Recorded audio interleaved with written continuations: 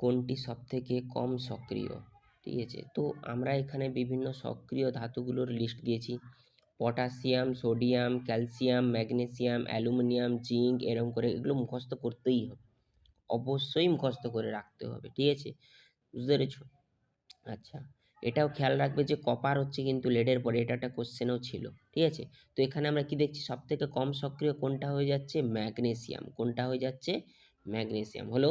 Next question, পাচক গ্রন্থি। পাচক গ্রন্থি মানে হচ্ছে পরিপাক গ্রন্থি যেটা, এবং উৎসেচকের মিল আছে, তো চারটে আছে, চারটের মধ্যে আমাকে মিল খুঁজতে হবে। কোনটা মিল নেই, মানে কোনটা ওই গ্রন্থি থেকে ক্ষরিত হয় না। লালা গ্রন্থি থেকে ট্রিপসিন, ঠিক আছে, যকৃৎ থেকে বাইল জুস, পাকস্থলী থেকে পেপসিন, অগ্নাশয় থেকে অগ্নাশয় রস, এটা অগ্নাশয় থেকে অগ্নাশয় রস, এটাও ঠিক আছে।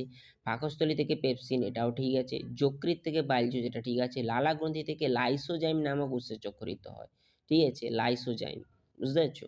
ঠিক আছে, এছাড়াও আমরা অ্যামাইলেজও দেখতে পাবো, ওটা হচ্ছে স্যালাইভারি অ্যামাইলেজ, ঠিক আছে, বুঝতে পেরেছো? তো যেটা আমাদের কার্বোহাইড্রেটকে পরিপাক করতে ব্যবহৃত হয়।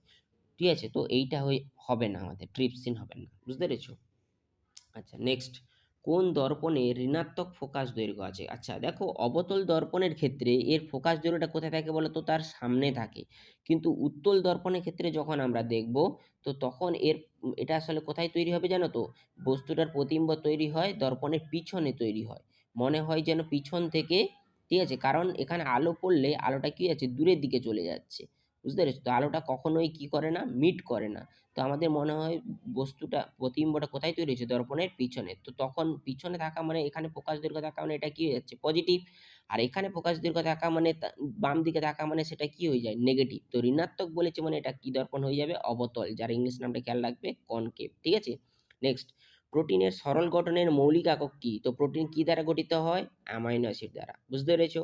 নেক্সট, শুক্রাণুগুলি শুক্রাশয়ের মধ্য দিয়ে কোথায় যায়? দেখো, প্রথমে শুক্রাণুগুলি শুক্রাশয় তৈরি হয়, সেখান থেকে একটা নালিকার মাধ্যম দিয়ে যায়, যেটাকে আমরা কি বলি? Vas deferens. কি বলি?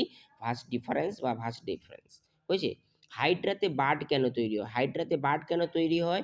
ঠিক আছে, কারণ একটি নির্দিষ্ট স্থানে বারবার রিপিটেটিভ কোষ বিভাজন দেখা যায়, তার ফলে কিন্তু বার্ডিং দেখা যায়। হলো। Selective reabsorption. সিলেক্টিভ মানে পছন্দ মতন পুনঃশোষণ করছে, বৃক্ক নালিকা থেকে পুনঃশোষণ করছে। কাদেরকে? গ্লুকোজকে পুনঃশোষণ করে, অ্যামাইনো অ্যাসিডকে করে, লবণকে করে, জলকে করে, কিন্তু ইউরিয়াকে করে না, হয়েছে? স্থায়ী কলা বিভিন্ন ধরনের উৎপন্ন হয় কোন পদ্ধতির ফলে? ডিফারেন্সিয়েশন। এখানে আমি এনসিইআরটি পেজ নম্বর দিয়ে রেখেছি, যাকে আমরা বাংলায় কি বলবো?